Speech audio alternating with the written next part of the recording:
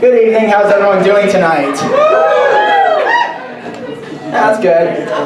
Man, let me tell you, living in Sonoma County, it is hard to be both a good person and find a good date. And I have recently noticed something as far as like why it seems like nice guys always finish last, if they can even finish anything or even get somewhere. It seems like a lot of women out there always are after wanting the whole, they want to find a good guy, but they keep throwing themselves in the arms of a bad guy. And I have a theory as to why that is. See, men, when it comes to romance relationships, men are more visually driven. That's why as bad as it is, why we judge based on looks, subscribe to Playboy, watch dirty videos. Men are visual. Women are more fantasy, which is why women read stuff like 50 Shades of Grey and erotica. One of those fantasies is turning a bad guy into a good guy. Well, let me tell you, the fixer-upper logic works for many things. Antique cars, run-down houses, classic furniture, many, many things. Men are not one of those. Not even by a long shot. A man will only change if he wants to, and a lot of girls seem to think that, well, if I treat him nice, he'll eventually come around. Well, here's the thing, treating you like dirt works for him, because when he treats you like dirt, you treat him nice, and then when you threaten to cut him off, he tosses you and finds the next girl who thought the same thing as you do. And it amazes me how many women out there will say they want to find a guy who's got, educated, clean drug test, no criminal history, has a job, a car, takes care of his family. Will pass 100 of those guys and go straight for the three-time repeat offender with a drug problem and 2 baby mamas he doesn't even talk to anymore. It amazes me how many women will do that. Eventually, growing tired of trying to find a decent date, I decided to give online dating a try. That was an interesting and eye-opening experience. Because here are 3 things I noticed on girls' profiles that made me, piqued my interest and made me laugh. 1, when they say not here for sex, I'll cover that. I'll cover each of these. 1 is not here for sex. 1 is saying, like, just here for friends. The other is like, I'm an open book, ask me. On the not here for sex part, why that makes me laugh is because they always say like, oh, I'm not here for sex or hookups, yet you look in the profile pictures and what do you see? Bikini shots, half-naked mirror selfies, and pic after pic after pic of them doing this. Never stops. It's like, you tell me you not here for sex, yeah, you're kind of putting out that vibe. And let me tell you, as most guys, including myself, we hate mixed messages because it leads to confusion, and confusion leads to a feeling of you're backed into a corner. It's like you're backed into a corner, a room full of mouse traps, and you feel like any route you try and take out is going to get you in trouble. Now, as far as the go ahead and ask me on an open book one, I legitimately, try and ask questions based on what I see on the profile, and I get nothing. Or I'm willing to bet some girls on the other end find it creepy that I actually read through stuff. It's the same thing when you look at Facebook profiles. My thought on that is, if you didn't want me to read it, look at it, and comment on it, don't put it online. Don't share it on the internet for literally everybody to see, and then complain when people look at it. And the last one, just here for friends. Here's my thought on just here for friends. Go away. If you want to meet friends, go to a bar, join a club, get off a dating site. A dating site is for what? Dating! Relationships, romance. It's just something that annoys the hell out of me, out of honesty.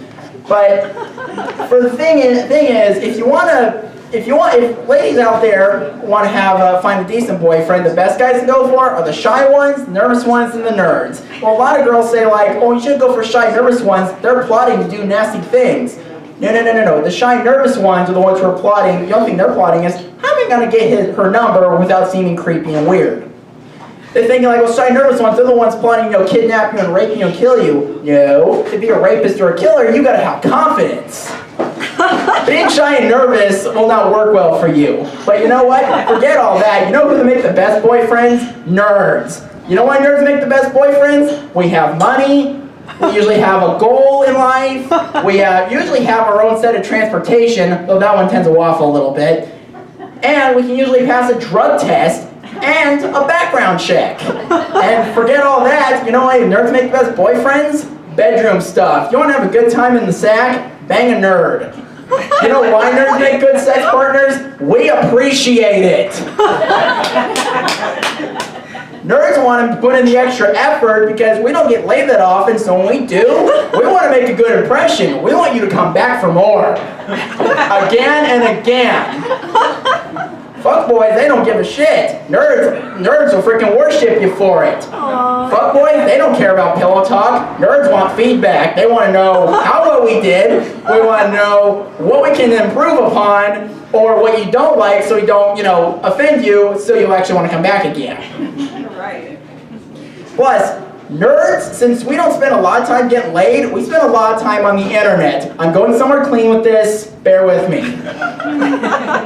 Like Wikipedia and, just reading stuff in general, especially a lot of anatomical stuff. Again, I'm going somewhere clean with this. Shut up.